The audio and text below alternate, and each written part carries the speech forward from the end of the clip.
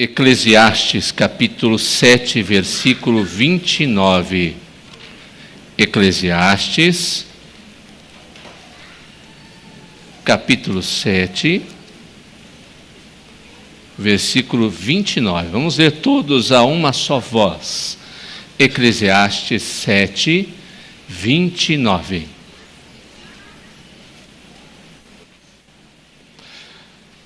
Todos juntos, a uma só voz, Eclesiastes 7, 29. 7, 29, perdoe-me. Eis o que tão somente achei, que Deus fez o homem reto, mas ele se meteu em muitas astúcias. Mais uma vez. Eis o que tão somente achei, que Deus fez o homem reto, mas ele se meteu em muitas astúcias. Feche os olhos, oremos mais uma vez. Senhor nosso Deus e Pai, grandioso Deus, Criador de todas as coisas e do homem à sua imagem e semelhança. Aquele que não poupou o seu próprio Filho para que pudéssemos ter vida eterna e pudéssemos resgatar de nós mesmos, da perdição, do pecado, da escravidão de Satanás, da orientação cega deste mundo perdido. Mais uma vez suplicamos, Senhor, fala ao nosso coração, ajuda-nos a entender a Tua vontade, em nome de Jesus. Amém.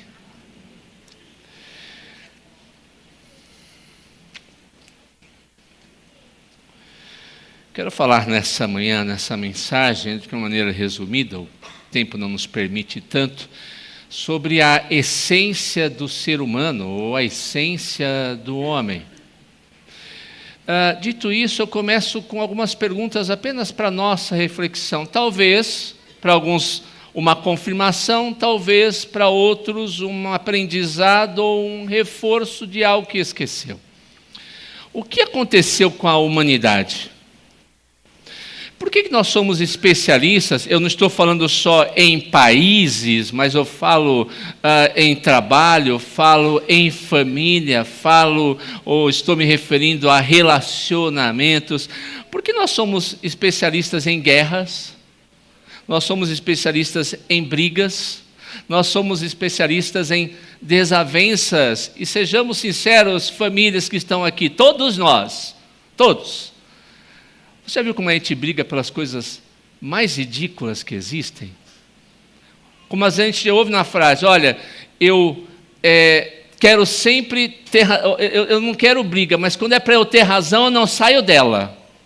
A gente quer perder a gente perde uma multidão de dinheiro, mas não quer perder a razão nunca.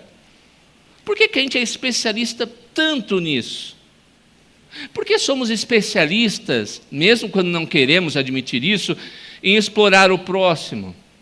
Às vezes até o ponto de tirar a vida do outro pelas coisas mais banais que a gente nem poderia imaginar. Quantas notícias já vimos, ligamos a TV, não agora talvez, também nesse ano, mas anos e anos vemos isso, de pessoas que a gente fez, mas como assim matou a pessoa por causa disso? Envenenamento por inveja, ciúmes, assassinato por causa de herança quando já se é rico, difamação, destruindo o nome de uma pessoa gratuitamente. Por que nós somos assim? O que aconteceu com a humanidade? Como temos refletido sobre o Catecismo de Heidelberg, as perguntas 6 a 8 falam justamente sobre a miséria do ser humano. Nós vimos na semana passada sobre a nossa incapacidade de obedecer à lei de Deus.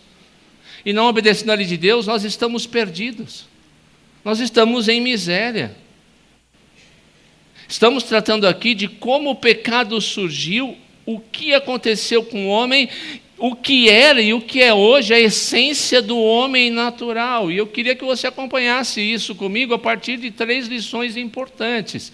E a primeira delas, quando se fala da nossa essência, é que você e eu fomos criados à imagem de Deus.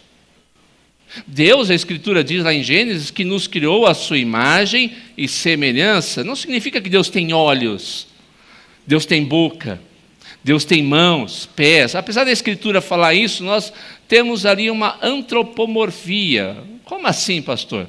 Quando a Bíblia fala das mãos de Deus, dos olhos de Deus, dos ouvidos de Deus, dos lábios de Deus, está querendo explicar melhor para o homem aquilo que o homem não é capaz de entender a respeito de um Deus infinito que não tem a forma humana. Então, para a gente entender, Deus está falando, então os lábios de Deus disseram. A única coisa que a gente é capaz de entender: os ouvidos do Senhor estão atentos, as mãos do Senhor não estão encolhidas para que não possam salvar. É uma referência para transformar Deus, que é infinitamente superior a nós, é espírito, não tem forma, não tem corpo, para que a gente possa entender um pouco melhor o que ele está querendo dizer.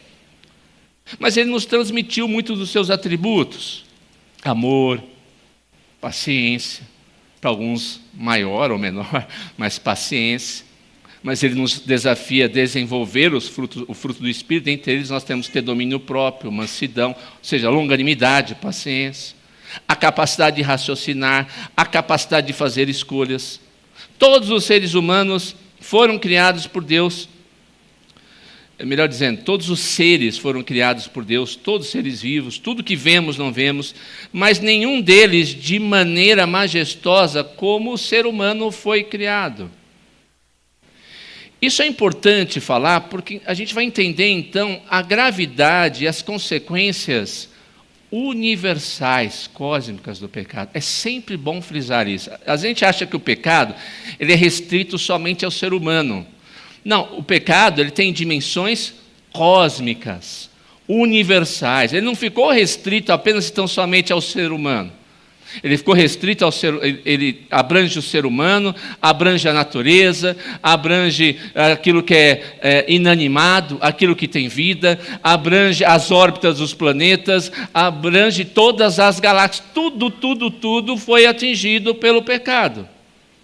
E, portanto, isso torna ele muito grave e traz consequências universais, pesadas, graves, em relação a Deus e a nós. Quando falamos sobre o homem criado à imagem e semelhança de Deus, significa que o homem é uma representação de Deus. Ele não é Deus, mas ele é uma representação de Deus. O homem foi criado para que pudesse espelhar em seu ser a pessoa de Deus. Como? Primeiro, o Criador deve ser adorado e buscado. O homem só encontra a sua verdadeira imagem quando conhece a Deus, quando entende que depende de Deus e quando entende que a sua vida está ligada verdadeiramente ao fato dele adorar a Deus em todas as esferas, de todas as maneiras possíveis. Não diz respeito apenas a vir à igreja no domingo. Diz respeito a adorar a Deus em meus relacionamentos, na maneira como eu falo, na maneira como eu trato os outros, na maneira como eu trato as minhas finanças, na maneira como uso os meus dons. Em todos os aspectos eu tenho que adorar a Deus, tenho que buscar a Deus. O homem só está completo quando adora o Senhor, busca o Senhor, se relaciona com o Senhor, aquele que o formou, que o criou. Não há, presta atenção nisso, nessa minha frase, não há verdadeira humanidade e verdadeiro desenvolvimento dessa humanidade se o homem não tem comunhão com o Senhor do universo, porque ele fica longe daquele com quem ele se assemelha ou deveria se assemelhar.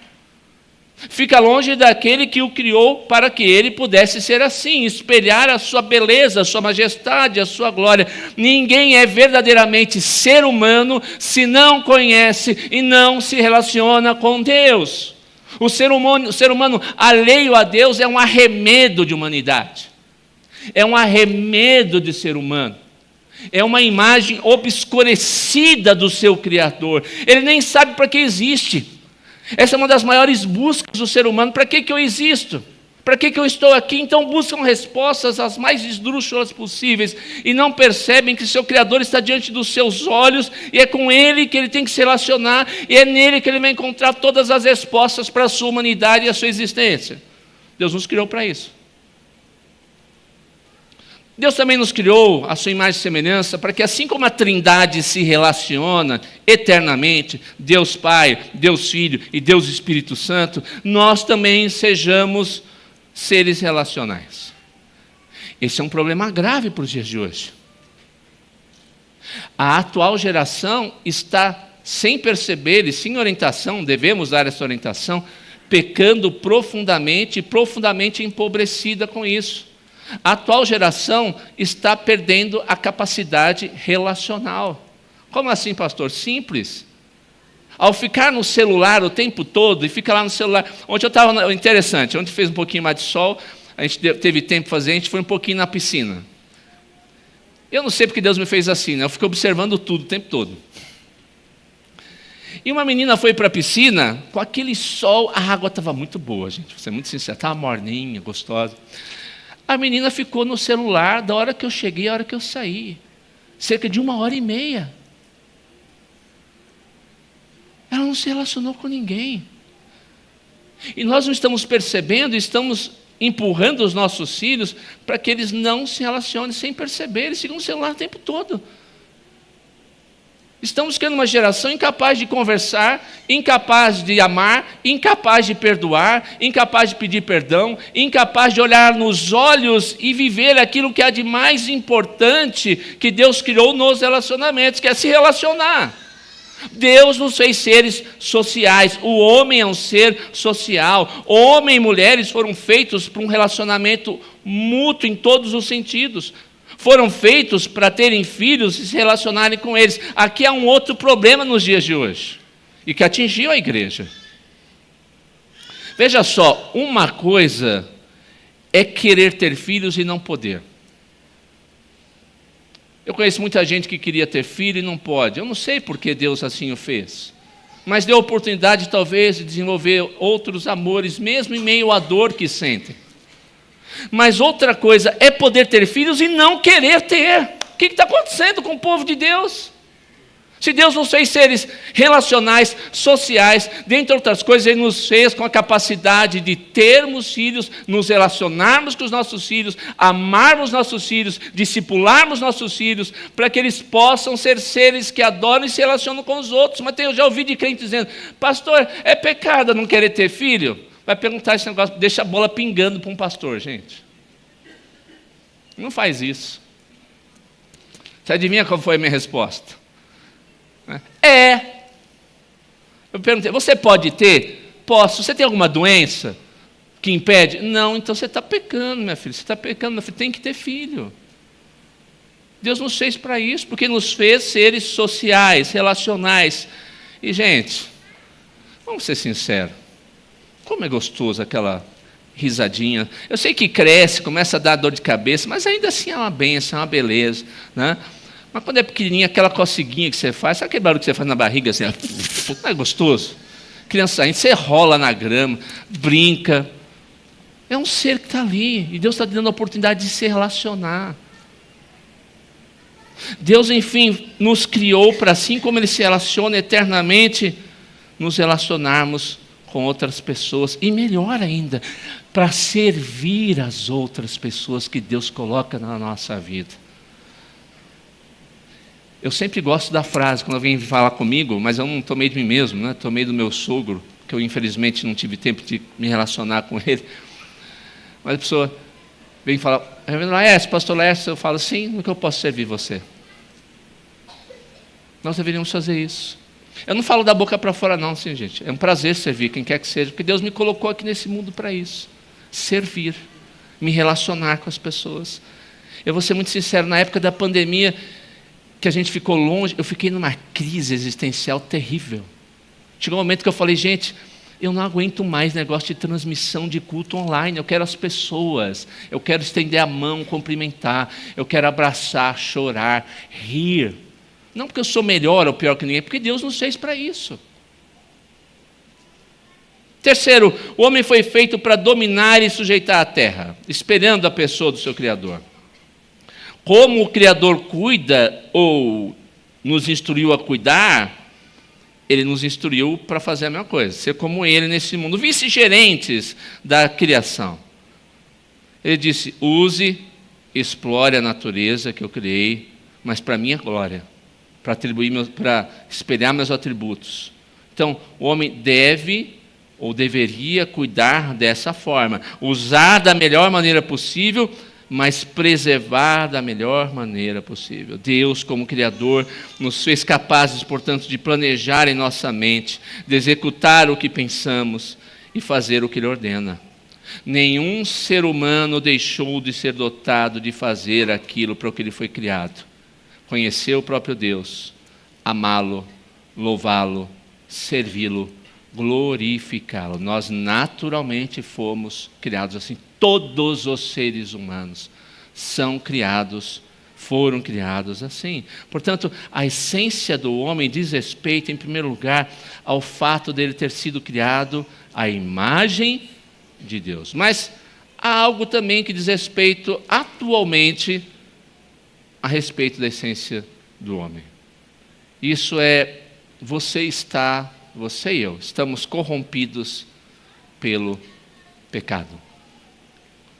O que é a corrupção? É o desmanche daquilo que foi feito de uma forma e foi desfigurado.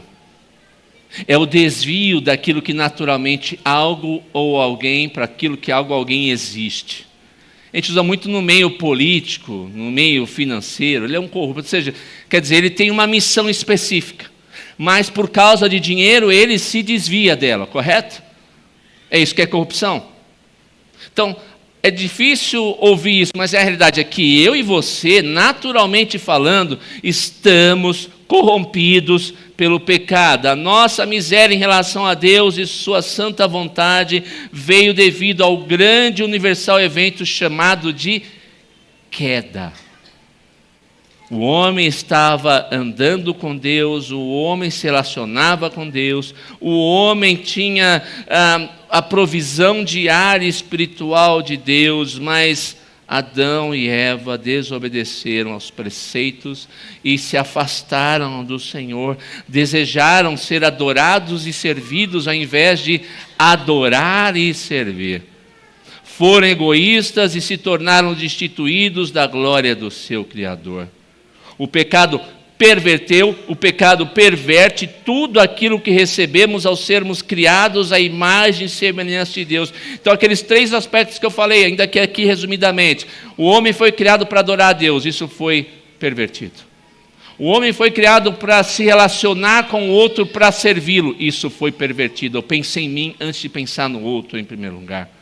O homem foi criado para administrar e explorar adequadamente tudo que Deus criou. O homem agora pensa em explorar só para o seu benefício e não para a glória de Deus, não tendo limites a não ser os seus desejos egoístas.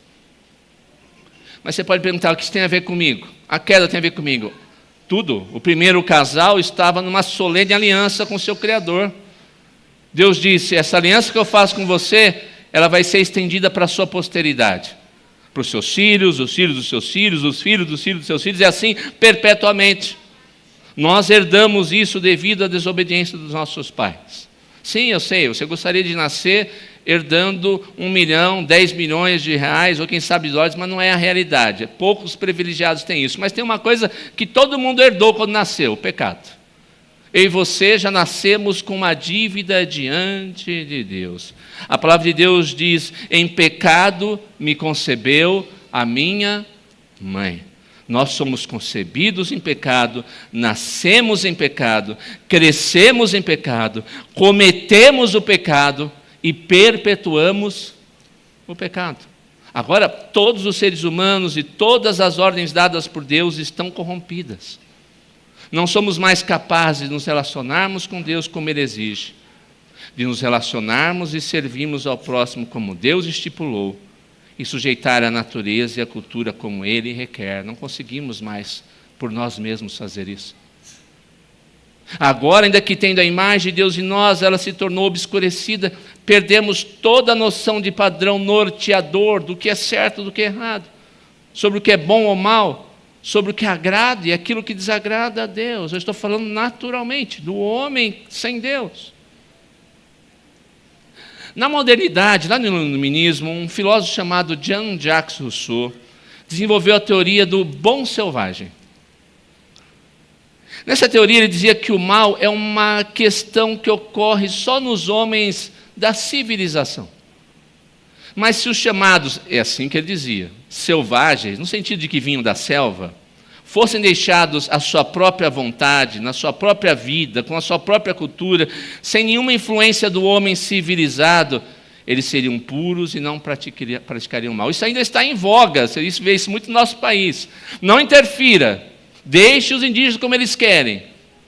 Mas a grande questão, e a experiência demonstrou e tem demonstrado isso, é que não importa onde o ser humano esteja, em qual cultura ele viva, o mal está ali.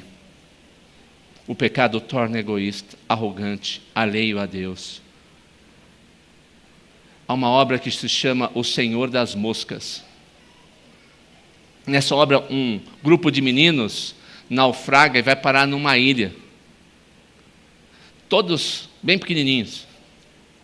E no desenvolver da história, eles começam a criar grupos rivais e um desses grupos começa a perseguir o outro. Um se diz senhor agora daquele primeiro grupo. Eles fazem as maiores atrocidades que nem se pode imaginar. De quem eles aprenderam isso? Quem ensinou essas coisas? O próprio coração deles. Não se enganem. Alexander Solzhenitsyn, um russo, por isso que é esse nome complicado, autor do Arquipélago Gulag, ele disse o seguinte: a linha que separa o bem do mal não passa por estados, nem por classes, nem por partidos políticos, mas sim por cada coração humano, por todos os corações humanos. A essência do homem diz respeito, em primeiro lugar, ao fato de ele ter sido criado à imagem de Deus. Segundo, ele agora é corrompido pelo pecado. E, finalmente, você e eu somos incapazes de fazer o bem. Vou repetir, você e eu somos incapazes de fazer o bem. Primeiro, deixa eu explicar, eu não estou dizendo que eu sou totalmente mal, você é totalmente mal, a gente não consegue fazer alguma coisa que seja útil para o meu semelhante. Não é isso.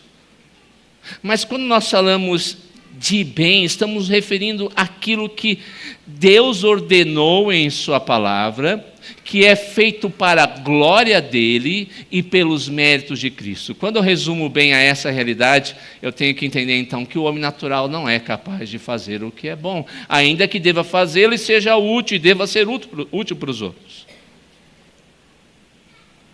Normalmente os homens fazem coisas, e está muito na moda isso, né? A pessoa vai lá, leva um prato de comida e pega o celular e selfie. Vai lá, leva uma roupa para a pessoa e selfie. Pega o vídeo e coloca. Você entende o que está acontecendo ali? Ele não está fazendo pelo bem em si, ele está fazendo para que as pessoas possam aplaudir. Cheio de orgulho. Isso não é bondade, isso não é caridade na pura acepção da palavra. E todos nós somos assim. Você não tem um pontinho de orgulho? Nossa, eu fiz uma coisa boa, deixa eu falar para todo mundo o que eu fiz. Nós somos assim. E Jesus deu orientação: quando a sua mão direita fizer alguma coisa, a esquerda não deve saber. Deixe seu Pai Celestial ver, e Ele vai te recompensar. Nós queremos fazer para orgulho, aplausos e também para barganhar. Deus, você viu o que eu fiz, não viu? Sim. Então tem um lugarzinho no céu para mim. Pode ser pequenininho, mas tem que ter. Porque eu posso ter feito coisas erradas durante todos os anos da minha vida, mas eu fiz uma coisa boa. Tem que ter um lugarzinho para mim aí no cantinho do céu. Nós pensamos assim. Mas na pura acepção da palavra, no fundo, nós não conseguimos fazer realmente o que é bom. O homem em pecado consegue e deve fazer coisas que são úteis para seu semelhante, como eu falei, mas biblicamente falando não faz. Como nós demonstramos então essa incapacidade de fazer o bem? Primeiro, eu não glorifico a Deus, o Criador. Eu sou como homem natural, cheio de orgulho. Eu acho que eu sou maior, eu não preciso de Deus, eu não preciso de orientações, eu não preciso que ninguém estipule para mim o que é certo ou errado. Eu sou a minha lei, eu sou o meu reino, eu sou o meu trono, e todos devem se submeter a Ele. eu sigo então os deuses dos meus desejos, que eu crio a minha imagem, a minha semelhança, e se os outros não o fizerem, eu mostrarei a minha indignação e profunda insatisfação. Segundo, eu não sirvo o meu semelhante, eu sou egoísta, eu não penso no meu próximo, em como eu posso servi-lo. A grande causa, ou a causa pelo menos a maioria dos problemas e sentimentos distorcidos é essa. Muito do nosso sofrimento está no fato de que o nosso pecado nos leva a pensar que eu existo, nós existimos para nós mesmos, e os outros existem para nós mesmos. E isso, enfim, para nós em pecado, parece resumir a essência da vida, quando na verdade eu existo para glorificar a Deus, e minha essência só ganha sentido quando eu me relaciono com Deus e sirvo o meu próximo. Eu então distorço a imagem de Deus em mim, e a maneira como devo enxergar a mim mesmo. Enfim, sem Deus eu não sei nem quem eu sou e nem qual é o meu objetivo de vida, porque o pecado fez isso. Finalmente, nós deixamos de cuidar daquilo que Deus criou, poluindo, destruindo, matando, extinguindo. Desenvolvemos conceitos e culturas distantes de Deus que obscurecem a sua glória. E nós, principalmente nós cristãos, compartimentamos coisas. Você já viu isso? Como a gente compartimenta a coisa? Como assim, pastor? Simples. Ao invés de desenvolvermos cultura para a glória de Deus, onde quer que estejamos, a gente começa a fazer, isso aqui, se for gospel, é bom. Isso aqui, se não for gospel, não serve. Estamos na época propícia para isso. Esse carnaval é gospel, a gente pode pular tranquilamente. Esse carnaval não é gospel, então não pode. Gente, ou vem de Deus eu posso, ou não vem de Deus e eu não posso. Está mais do que na hora, eu diria, passou da hora de nós, se somos genuínos cristãos, entendermos aquilo que na cultura foi manchado pelo pecado, não pode ser resgatado, e nós não devemos de maneira alguma nos envolvermos. Há coisas que estão tão deturpadas, tão cheias de pecado, eu diria até mesmo que vem lá da profundeza do inferno, que nós devemos dizer, não, para mim não serve. Ou é Cristo, ou é nada, ou Ele é Senhor, ou não serve para mim.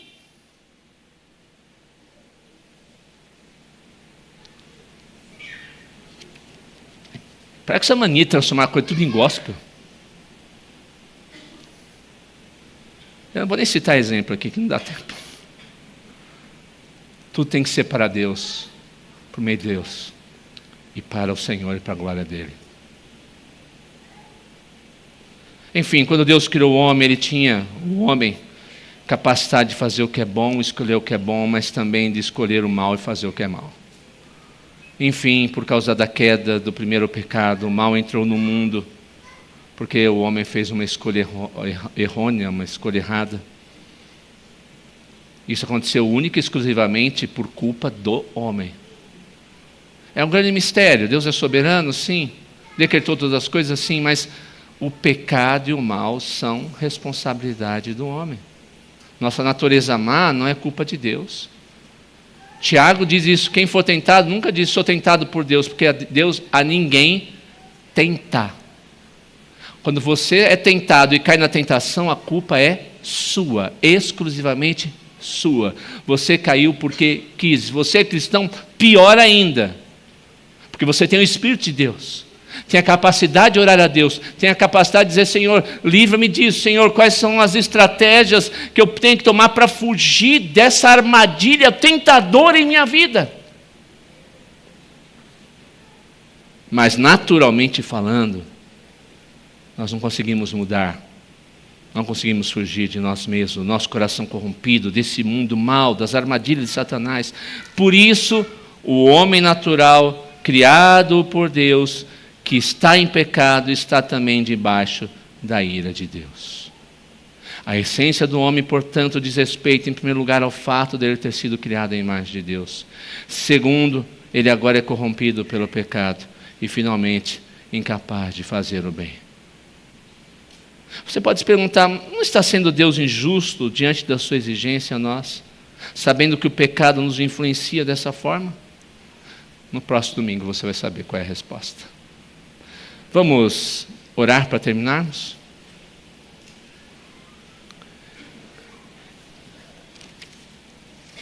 Deus e Pai Santo, dirige a nossa vida. Entendemos aquilo que Tua palavra nos diz. O Senhor nos criou retos, mas por causa do pecado nós nos metemos em muitas astúcias. O nosso coração corrompido nos engana para que façamos escolhas que não são para a Sua glória, não edificam o nosso cônjuge, os nossos filhos, não edificam os nossos irmãos na fé, não edificam aqueles que o Senhor colocou ao nosso lado. Insistimos num mundo pós-moderno e tecnológico em nos distanciarmos uns dos outros. Tira-nos do vício do celular, o vício da internet, o vício do tablet, o vício das séries de TV, o vício, Senhor, da tecnologia, para que possamos estender a mão, sorrir, chorar, chamar a atenção, sermos chamados a atenção num relacionamento pleno, fraternal, para o qual o Senhor nos criou. Ajuda-nos a desenvolver e usar os nossos dons sobre a natureza, sobre a cultura, sobre os estudos, sobre tudo o que fizermos. E tenha misericórdia de nós. O Senhor nos criou para sermos para a Sua glória, o Teu louvor. Mas o pecado insiste em nos afastar de Ti. Que possamos, pela Tua palavra, entender a Tua vontade e sermos transformados para a Tua glória. Em nome de Jesus. Amém.